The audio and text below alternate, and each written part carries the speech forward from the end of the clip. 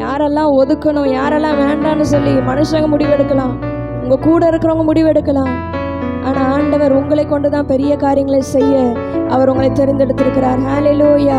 உங்களை ஆகாதவன் தள்ளாதவன் அப்படின்னு சொல்லி, உருப்படி இல்லாதவன், ஒன்றுக்கும் பிரயோஜனம் இல்லாதவன் சொல்லி பலர் நம்மளை தள்ளலாம். ஆனால் கர்த்தர் ஒருபோதும் நம்மளை வெறுப்பதில்லை, கர்த்தர் ஒருபோதும் நம்மை தள்ளுவதில்லை.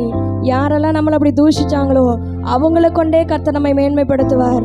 அவர்களை கொண்டே நம்ம தள்ளப்பட்ட இடத்துலேருந்து கர்த்தர் நம்மளை வெளியே கொண்டு வருவார். அவர்களை கொண்டே நம்ம ஒதுக்கப்பட்ட இடத்துலேருந்து மேலே கொண்டு வருவார்.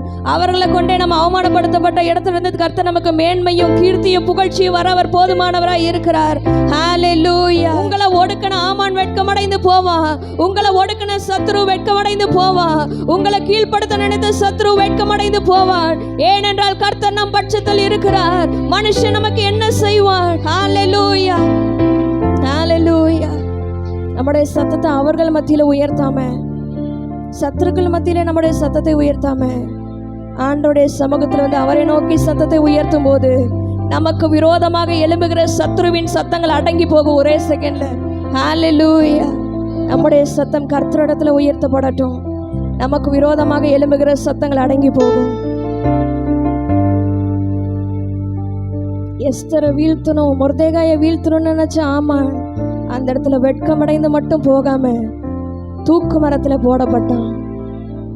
அவனுடைய குடும்பத்தாரே சொல்றாங்க, நீ மொர்தெகாய்க்கு முன்னாடி கீழ்படுத்தப்பட்டிருக்கிற, நீ மொர்தெகாய்க்கு முன்னாடி தாழ்மைப்படுத்தப்பட்டிருக்கிறன்னு சொல்லி. நம்ம போய் சொல்ல தேவையில்லை. அவங்க குடும்பத்தாருக்குள்ளேயே கலக்கங்கள் ஏற்படும், அவங்க குடும்பத்தாருக்குள்ளேயே பிரச்சனைகள் ஏற்படும். உங்களுக்கு விரோதமா பிரச்சனை பண்ண நினைக்கிறவங்க குடும்பத்திலே கர்த்தர் பிரச்சனை உண்டு பண்ணுவார். ஹல்லேலூயா. ஆமா, நீங்க இதெல்லாம் கவலைப்படாதீங்க. நம்ம கிட்ட வந்து சத்துரு பிரச்சனை பண்றானே நினைக்காதீங்க. நீங்க ஆண்டவரிடத்துல சத்தத்தை உயர்த்தினா போதும், ஆண்டவர் அங்க கிரியை செய்வார். நீங்க சும்மா இருந்தா போதும், நீங்க சும்மா இருந்தா போதும், கர்த்தர் உங்களுக்காக யுத்தம் பண்ணுவார். உங்களுக்கு விரோதமாக எழும்புகிற பார்வோனின் கூக்குரல்கள் அடங்கி போகும். உங்களுக்கு விரோதமாக எழும்புகிற ஆமானின் கூக்குரல்கள் அடங்கி போகும். உங்களுக்கு விரோதமாக இருக்கிற யேசபேலின் சத்தங்கள் அடங்கி போகும். நீங்க ஆண்டவருடைய சமூகத்துல சத்தத்தை உயர்த்தினா போதும். ஆண்டவரே, நீங்க எல்லாவற்றையும் பார்த்து கொள்ளுங்க, நீங்க எல்லாவற்றையும் பார்த்து கொள்ளுங்க. ஹல்லேலூயா. அவருடைய சமூகத்துல ஒப்பு கொடுத்தா போதும், அவர் மற்ற எல்லா காரியத்தையும் பார்த்து நேர்த்தியா செய்து முடிப்பார். ஹல்லேலூயா.